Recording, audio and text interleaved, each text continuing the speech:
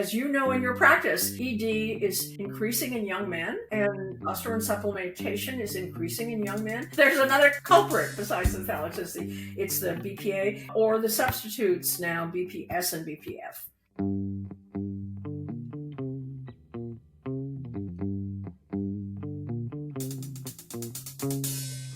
This is the Man Up Podcast, the doctor's guide to men's health. Each week on our podcast, we interview the top specialists of the field on various topics of men's health. You have questions that you are too afraid to ask. We have the answers. This week, our episode is titled Future Fertility Fears, Part 2, Endocrine Disruptors and Their Effect on Male Fertility. I'm Dr. Kevin Chun. I'm joined as always by my co-host, Dr. Justin Dubin. Justin, you are coming to us from Texas. Is that correct? I'm a cowboy, baby. Cowboy. Not a football fan cowboy, but yeah, I'm a Texas guy now. I'm here for the AUA, which is the American Urology Association conference. Going to be giving a talk and have an interview or two. One of my favorite conferences of the year. Unfortunately, Kevin couldn't make it this year. He's got a bigger trip coming up in the next few weeks. But we're going to have a good time. See a lot of urologists, a lot of people that were on the podcast, maybe get some new people to come on, and recruiting is kind of part of the goal here too. Absolutely. AOA is always a great time. I love seeing old colleagues, and it's just a great time chatting about urology, men's health, and also just hanging out, which, we do so much in our field. A lot of times it's a lot of work, but this is a good time to kind of, step outside and hang out. So I'm really sad to be missing it this year, but hopefully next year I'll be back out there. Yeah, hopefully, and we'll probably see each other though in Scottsdale, so that'll be good. Oh yeah, for us today. So this is part 2 of last week's episode with Dr. Swan, and honestly, this is probably the more compelling part in my opinion. We're talking about EDCs, endocrine disrupting chemicals, and it's become a really hot topic in probably the last 5 years. And once again, to promote Dr. Swan's book, The Countdown, she talks a lot about it. It's an excellent book. Highly recommend giving it a read. The Countdown, you can buy it off of Amazon. But, as we find out, and I didn't really have an idea how overall encompassing these chemicals are in our daily lives. It's very, very scary. That's right. I will tell you, look, I'm going to give you an example of something that I've just changed in the last month, actually. And a lot of it stemmed from this conversation. So I use something called an AeroPress. Have you ever heard of this, Justin? An AeroPress? No. So an AeroPress is something where you put coffee grounds in this like plastic thing. You use a suction device that basically causes it to immerse. It's like an immersion technique, makes the coffee grounds really come out, and then you press it through. It's like a pseudo French press. Coffee that way, it's fabulous, man. It's delicious. You look online, this is like the only way some people say that you should make coffee. And it's excellent. But guess what? You're actually using a plastic device. You're pouring like this hot boiling water on it every day. Like I was having it every day, making my daily coffee this way. And after this conversation with Dr. Swan, and also with my own kind of research on just understanding, endocrine disrupting chemicals and their effect on health, I was like, I got to stop this. So I actually switched to something ceramic now. And it's widely talked about online. And that's just one of the things that I've started doing. Now, do we have like compelling evidence? Yes. Is it 100%? No, there's actually other evidence out there to suggest like, actually, you're not like getting that much of that in your body, blah, blah, blah. But that's where this healthy discussion is. I think that we need to have and just be more aware of and, knowing that there's things that we may be putting in our body that could be affecting it. 100%. And actually, after this conversation, I also changed a couple of things I did. For example, I went out, I bought ceramic and glass, like everything to heat up. Like all the food containers I have in my house now are ceramic or glass. I'm not heating any plastic up in the microwave. I think in general, these are important, but she does. And I think this is an important conversation when it comes bringing it back to the fertility and children is, the exposure intrauterine, right? For a developing child is where we talk about real concerns that she brings up. Now, listen, once again, we're not trying to scare people. We're not trying to like fear monger, but we're just trying to provide people with evidence to understand the potential risks. Like you said, like there's some data that's less compelling out there, but there is a lot of compelling data. And I mean, I have truthfully, as you have kind of changed a couple of the things that we've done and been aware of. So I think this is a really important and really, really interesting conversation for people who are interested in fertility, interested in optimizing their testosterone levels, and interested in like reducing risk to like an unborn child, and just overall improvement of your quality of life. So I think that's really all I got to say because I got to get to this conference, but and you got to do some other stuff in clinic. Yeah. But any other comments, Kev? No, and I just want to, I think this is going to be a topic that Justin, you and I are going to come back to probably pretty often as the years go on, as we keep getting more information from this. So this is a fascinating conversation. I want you guys to enjoy it, but just know we're going to probably be talking about this in the years coming. Well said. All right, guys, thanks for listening. As always, check out the website and check out our YouTube. Please download, subscribe to our YouTube channel. Really important. We're trying to push those numbers. Download, subscribe on Spotify, iTunes, all of the podcasting platforms. As always, thanks for listening. Until next time, enjoy the episode, guys. Guys, if you're listening to this podcast, you're probably interested in learning about your health. When it comes to understanding your fertility, there's no better test than the semen analysis. For a long time, however, the process of getting a semen analysis was difficult. There were not many places to get it done, and when you were able to, you'd have to go to an office, uncomfortably provide a sample in a cold, sterile facility. Nothing easy or fun about that. Fortunately, there is a new and better way to provide a semen analysis, and that's with Fellow. Through Fellow, you get an at-home semen analysis kit that sends you reliable results in less than 2 business days after providing a sample in the comfort of your home. And guess what? If you had a vasectomy and need to confirm that you are sperm-free, you can do that with Fellow from the comfort of your home too. That's right. No more awkward trips to the office. No more worries about finding a doctor who provides these services. Simply go to meetfellow.com. That is meetfellow.com and order your semen analysis or post-vasectomy semen analysis kit, and they will ship it directly to your home. Listen, we both love using Fellow for our patients, but the best part is you don't even need a script. Just go to meetfellow.com and purchase it online yourself. So if you or your partner are interested in learning more about your fertility status, check out Fellow at meetfellow.com and purchase a kit today. So what are the main, we'll get into the other EDCs, but what are the main, like, obviously you're talking about bendable plastics. What other, I guess I can just expand this. Like we're talking about endocrine disrupting chemicals, right? Endocrine disrupting chemicals is the EDCs are the big term here.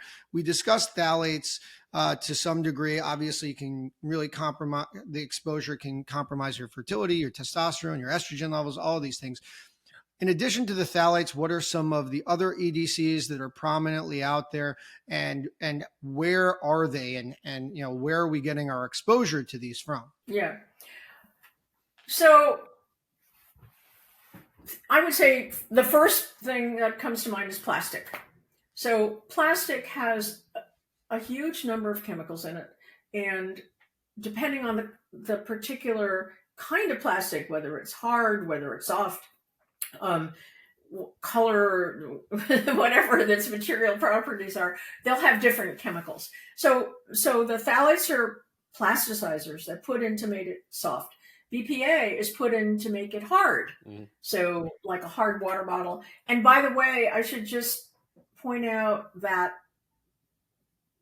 the BPA is related to, in one study, I wish there were more, but there's only one that I know of, to erectile dysfunction.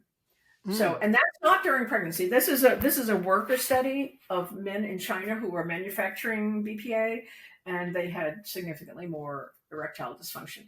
And it's a candidate that I think we should be looking at because, as you know, in your practice, ED is increasing in young men, and testosterone supplementation is increasing in young men, and you know, there's, there's another culprit besides the phthalate. It's the BPA, or the substitutes now, BPS and BPF, which they put in to try to, I actually think, trick people, because they say BPA free, but in fact it has these alternatives which do the same thing, BPS and BPF, and now there are more coming. So those are two things. Other endocrine disruptors, probably you have heard, and many people have heard about the what's called the forever chemicals. Oh yeah. And those are the PFAS and PFOS. And these are chemicals that I like to call barrier chemicals. Mm-hmm. So what they do is they provide a barrier, for example, on your waterproof jacket, keeping the rain from going through to you. They're on a frying pan, Yep. nonstick The Teflon. frying pan. Yeah. So they, okay. And then there's pizza boxes. Pizza boxes They that got are the pizza. coated They with, got the pizza. They got the pizza. chemicals, to keep the grease from going through the box. And cash receipts, cash register receipts have them. Tooth fillings have them. Oh. They're just everywhere. And then going to the other major classes, there's pesticides. Pesticides have been disrupting our environment for as long as we've been doing this, back to Rachel Carson and the DDT and so on. And so these have many, many implications. They can be, they're endocrine disruptors, and their effects are many because there's so many pesticides. I would say they're just all-purpose, if you will, all-purpose endocrine disruptors, right? Well, you also did a study, right, looking at the employees of those facilities and pesticide facilities and exposure to all these things in factories, and they all had significantly lower fertility rates, correct? Actually, I didn't do that study. What I did was I did a study of men. So one of the studies I did was in 4 cities in the United States, and we collected men's semen samples, and we also collected their urine, and we found that men who were living in Minnesota, which is not agricultural, obviously, and men compared to men in Columbia, Missouri, which is agricultural, had twice as many moving sperm. Minnesota had twice as many moving. Wow. Oh, that's huge. Twice as many moving sperm. And then we went into the samples, and we found that in Columbia, Missouri, men who had low fertility, low concentration, low morphology, low motility, had significantly more pesticides. It was a small sample. We didn't have a lot of money, but it was very significant. So yes, we showed that pesticides are related directly to sperm count, and many people have showed this in many, many studies since then. So pesticides, when people ask me, what can I do? The first thing I say is eat organic. That's sort of a relatively simple, if you can afford it and if you can find it, thing to do. I also tell them eat unprocessed foods as much as you can, because the processing, as we discussed, when food goes through tubes, it takes the phthalates and, increases the phthalate levels.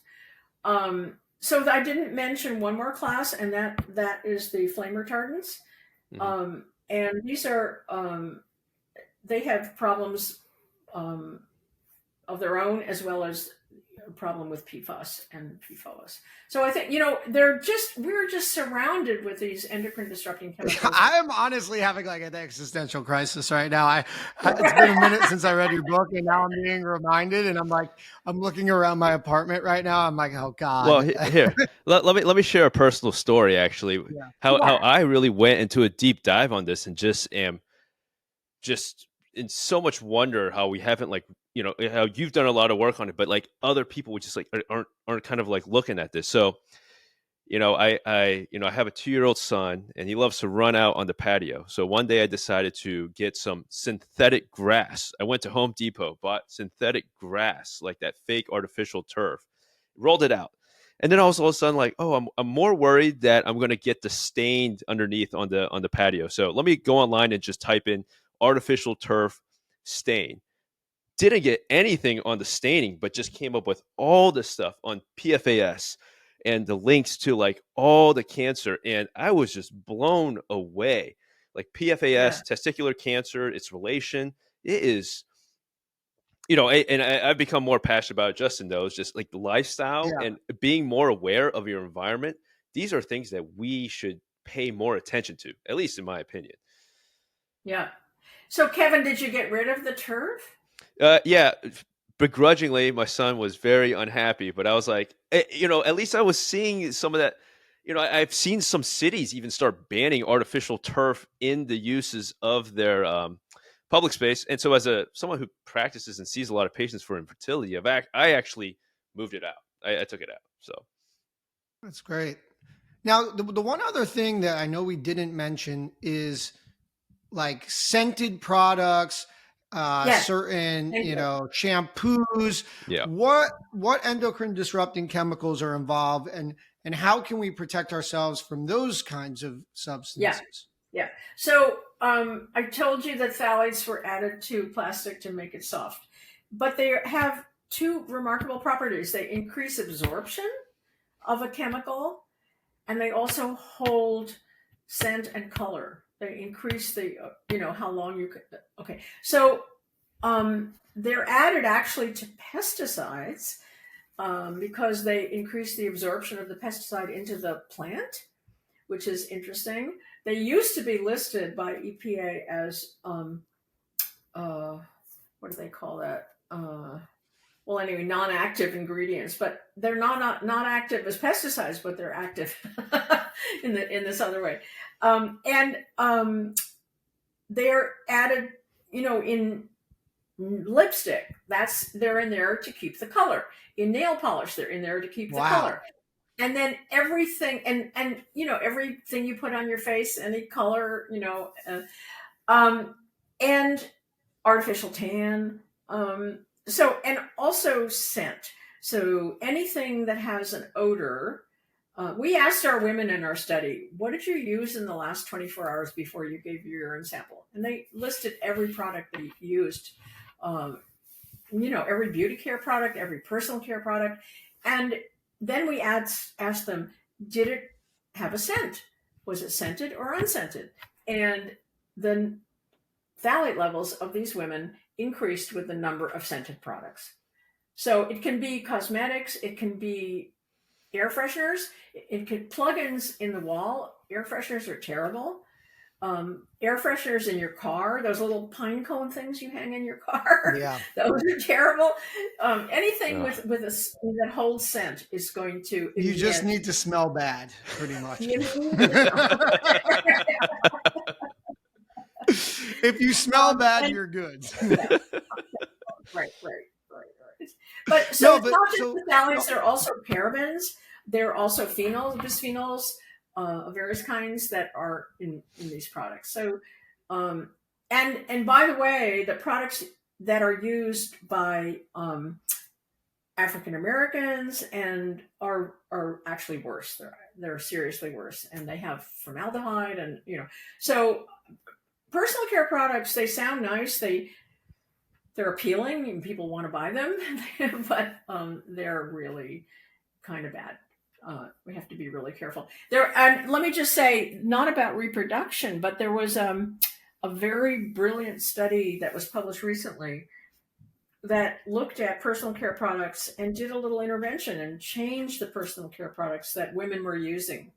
Said, use this instead of this. And what they showed was that in the women that changed to the safer products, they had fewer markers of they identified early markers of breast cancer, genetic markers of breast cancer, and those that had changed their product use had fewer bad markers indicating that they would go on to get breast cancer. So that's a really brilliant study that should be repeated, but I think we're going to see more and more of that where we can tease out what these products do on a basic molecular level and try to intervene early enough to make a change.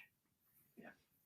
Very interesting. Now, I have something that's on my head right now. It was something you mentioned earlier, and I want to go back because I kind of want to ask you your opinion or what you think. So you mentioned in utero phthalates important in terms of the exposure for the pregnant woman. And then we kind of left off. And then you mentioned, though, that 70, 80 day, which we counsel a lot of our patients on, during time of you're actively trying to reproduce. And Yes. you said also you said mentioned about phthalate exposure then. So is this like a reversible thing or no for men, let's say in their 30s during their like reproductive age, or do we not know? Oh, wow. It's a great question.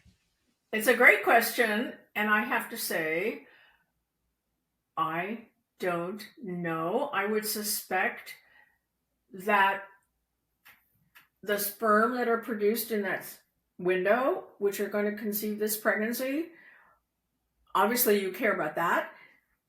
After that, new sperm are being made, and it may well be that the exposures that you got 2 months ago or 5 months ago are Right. no longer going to be. So because phthalates leave the body very quickly, they leave it in 4 to 6 hours half-life. So that's a great thing. There's a big turnover. So if we can get them out and not keep adding them back in, then we can, make some progress. That's not true of all of these chemicals, though. Yeah. And have there been any studies looking at the impact on puberty and endocrine disrupting chemicals? There have been some, and I can't Specifically for men, obviously, is our question. So there have been some studies on age of puberty, age of various markers of puberty, and I can't speak to that. You're going to have to get another expert on that. No worries. Because I haven't done those studies. We appreciate the honesty, and that's the most important thing, Yeah. obviously. We want good data, and if you don't know, Yeah. that's totally fine. Now, obviously, all this is, like I said in the beginning, overwhelming. We've gone through so many endocrine disrupting chemicals. We've gone through so many different ways in which we can get exposed to them. Can you give us a quick little summary breaking down, like what's the best way to pretty much reduce? I don't know if anyone can truly, negate all of it. Yeah. At least best way to reduce our exposure to all these endocrine disrupting chemicals on a daily basis. So I would say food. So first of all, how do these get in our body? Every way, right? So ingestion, dermal, I told you about the absorption, right? And inhalation, okay? So for example, think hairspray. Aerosolize the scented stuff. Yeah, hairspray, nail polish, and so on. So any which way. But it turns out that the probably the biggest source of exposure is our food. Okay? So if you can clean up your food act, if you will, here are some things. I would say don't try to minimize your use of fast food. So obviously the cheaper the food, the more plastic is going to be used in the process. I think that's a general sort of truism, if you will. I would say minimize as much as you can processed food. That would be food in jars, food in cans. So the ideal thing would be to go, if you could find it, if it's near you, not everyone has this near them, but if you can find a farmer's market that has organic food, you buy that there, you bring it home, you cook it, you eat it, and in pans that are not Teflon lined. So, and that's it. And then you have not added to your body burden in that meal, right? Okay. So as much as you can do that, keep that as a goal. Not everyone has, everyone's busy and they have to get these quick things and fast foods and so on. So I know how difficult it is, but you might think of that as an ideal, and then you go to how do you store them? What kind of containers do you put them in before you put them in the fridge? Well, glass is great. Ceramic is great. Just try to avoid plastic. And of course, you don't ever microwave in plastic. So you don't want to heat anything that puts food in contact with plastic and something warm. You're going to make trouble for yourself. So I would say that's a really relatively easy thing to do. And then I just should point out that these things are also in our clothing. They're also in our wall coverings and our floor coverings and our house, so it's not just Our food at artificial all. turf. Yeah, artificial turf.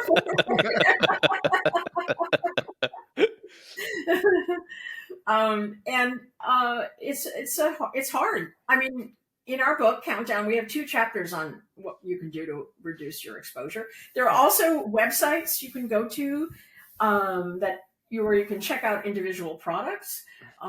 Environmental Working Group is one of them. And there's an app that you can get called Clearia. So you can take it along when you go shopping and you can look up a product name. Oh, that's great. That's cool. Yeah. So you can get some help that way. And what these companies do is they have curated, the lists of bad actors put out by Prop 65 and the World Health Organization and all these governmental agencies, and say, these are the bad guys, right? And then these companies run the list of ingredients in these products against the bad guys and make sure that if they give a high rating to to a product, then it doesn't have a lot of these bad chemicals in it. So they don't actually test the product. Unfortunately, that's so difficult and expensive. But they do say that it's by the ingredient list. So if the ingredient doesn't have to be listed, and not everything has to be listed, then they might miss it. But generally, that's a good place to start. I think that's great. I think it's a great, key, because it can be so overwhelming. There's a lot of different things going on, for sure. Yeah. Justin, I don't know do you still do a lot of delivery from time to time? My wife you don't? No, I don't. Oh, my wife, she always, every time we order like delivery, she looks at that hot food in the plastic bin sometimes and she's like, yo, that's probably not good. I'm like, yeah, I don't think so either, but I'm going to eat it right now. I don't know. You can say, hold the plastic cutlery and hold the, but you can't tell them what containers to exactly. put. Right. Yeah. So we've talked a lot mostly about male fertility so far, on this. Now, is there data supporting declines in female fertility as well? Much less, because you can count sperm, but it's much, much harder to count eggs. Yes. Yep. So unfortunately, because the apparatus is hidden in the female, the men, it all hangs out there, right? You can look at it, you can examine it. You guys do that all the time. But for a female, it's much, much more difficult. So we have much less information. But there are endpoints we can look at, like miscarriage rate. I mentioned that miscarriage rate has gone up at about the same rate, 1% per year, that sperm count has declined. So, of course, miscarriage is not just on the female side. It could be a reflection of problems on the male side. So that's a little tricky. It's not just female. So yeah, I feel bad that there's not, there's so relatively few studies in females, but it's just hard. It's just hard to do. Now I have a question going back to your 2023 study. When you said that around 2000, that for sperm decline happened 2 times as much, 2%.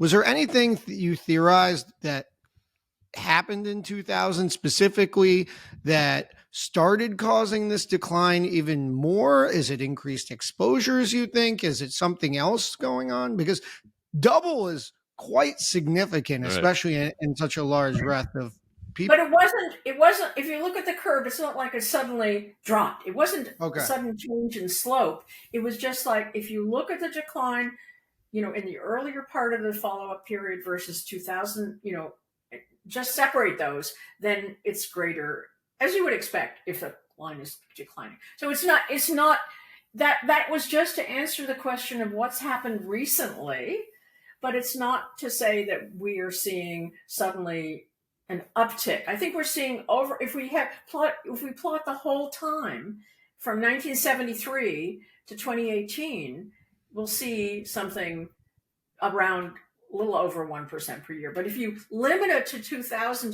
to 2018, then you see, yes, recently it's even Gotcha. worse. Yeah. Gotcha. Yeah. Now, the next question, I'm gonna preface it because one of the things I think that's so interesting about your study is because I think a lot of people have translated your study and taken advantage of your study. And what I'm talking about is Kevin and I obviously are in the men's health range, and everything on social media, and you've been obviously exposed to it at this point, having done the study yourself. And, and I can't imagine the amount of people who reach out to you on a daily basis saying like, men are not men anymore. There's guys out there, men's health coaches, giving false information, ways to improve your testosterone, ways to improve your sperm count. And, for better or worse, it's nothing that you did. I think that to some degree, when you see a study like this, people have that human reaction to say, to put it quite bluntly, some people go, we're fucked. And now we have to figure out a way to do better. And people are trying to take advantage of people who are worried. We are not those people. You are not one of those people because you're interested in getting good, clean data. But my question to you is, what do you say to people who are truly like, one, trying to take advantage or they don't really know the data. They just know that the big picture aspect of it. And then two, like, should people be seeking that kind of advice? Should they be, freaking out like that? Yeah. Well, obviously, I think very badly of people who exploit other people's misfortune, if you will. Right. And of course, we see that all over the place. So I would just say that before anybody, and this is probably men, given what we've been talking about, adopts any treatment or medication, or that they really check out the credentials of the physician that they're going to, the company they're going to, and just be aware that there is a lot of fraud out there, and there is a lot of exploitation of the concerns, the fears of men about their fertility, their testosterone, their sperm count, and but the medical profession, by and large, is honest and ethical, and you can certainly find a highly respected physician like you guys to go to, and I sincerely recommend that men do that because it's too important to get it wrong. Yeah, I mean, Kevin, tell me, you this is our experience all day, every day, right? Yeah, and Dr. Swan, you kind of stated some of the biggest fears that we see is that these patients come in. When you tell a guy, hey, look, your penis, you're going to have erectile dysfunction, or your testosterone, or your sperm count. Those are the three things. It's not the heart, it's not the head so much. It's none of those things. Yeah. Those are the main three things. You get that, you're going to catch their attention. And we see patients a lot. They've seen the TikToks, the IGs that are said like, this is what you need to do ASAP. And that's why we wanted to have you on. We wanted you to kind of explain to everyone, this is the data, this is the studies you've done, and this is what we know. And, that's very important. Right, Justin? Yeah, I mean, I think that the point is, I just can't stand when I see people who are vulnerable. We've already, mentioned that there's a lot of vulnerable people out there. People don't have the education on this stuff. They don't have the ability to make some of these changes, but at least understanding what they can and can't do is important. But Kevin and I, probably more than most, and a lot of other men's health doctors who do what we do, see that, people are going to non-medical healthcare professionals, getting non-medical advice, paying exorbitant amounts of money to do so because they think that they're going to be able to improve their fertility and they're going to be able to improve their testosterone through some non-data driven, non-scientific, often not real lifestyle measure, right? A lot of the things that pretty much everything that we talked about with you today is a lifestyle intervention. And I think that's such an important thing to highlight today, because you're not pitching any product. You're not talking about anything. We're talking about exposures. We're talking about lifestyle. We're talking about what you're eating. And there is no one in the world, except for maybe your doctors, your maybe your personal trainer and a good dietitian who's probably going to be able to do anything else for you other than that. So I just really wanted to highlight that, because I think that that's something that I want to get across to our listeners, that it's so important that they understand that, this is a problem, but the solution really starts with you and how you treat the situation and you treat your knowledge of it. Yeah, I think that's really important. I wanted to say it's unfortunate that there aren't regulatory agencies taking care of this for us so that we're not exposed to these things. But the products, the Food and Drug Administration does pretty well at protecting us again, and not exposing us, as has in the past. There were drugs out there that weren't effective and that were harmful. That was certainly historically the case. But then FDA has improved greatly, and I trust their recommendations. But there's no comparable agency for the products that we buy in the grocery store or in the hardware store, 7-Eleven or whatever it is. There isn't anything looking over those and saying, okay, this is safe. There isn't anything, and there should be. It should not be up to us, but it is. I think it's fair. It's a fair point. So this has been great. I think we pretty much covered it. Yeah. And I thank you for letting me speak to you and speak to your listeners. And we're all on the same. Of course. Well, listen, I just want to give you one more shout out. Tell our listeners where they can find you. Tell us, where they can find your book, because I think this has been an incredibly informative session with you, and I really learned a lot, and it's been really eye-opening for us as well. Great. Well, thank you, Justin. So Countdown is my book. If you look it up, you have to remember it's 2 words. Count with a C and down with the capital D, because there's other books that are a single word. So that's not me. And you can send an email to me at info@shannaswan.com, and probably I'll answer you. So. That's awesome. Honestly, this was really fantastic. Maybe we'll have you on again, because I think we could always continue talking about this, but we really appreciate you taking time out of your busy schedule to talk with us today. Kevin, any final comments? No, Dr. Swan, thank you so much for coming on. This is a very, very interesting topic that Justin and I always sit and just talk and just debate about. And it's very interesting. So thank you for your time. All right, guys, thanks for listening. As always, any questions, comments, concerns, please feel free to email us at themanuppod@gmail.com. Check out our Instagram at themanuppod, TikTok, Twitter, all of that at themanuppod, YouTube. Download, subscribe. You can listen to this episode and all our other episodes on Spotify, iTunes, and Amazon as well. Thanks for listening, guys. Until next time.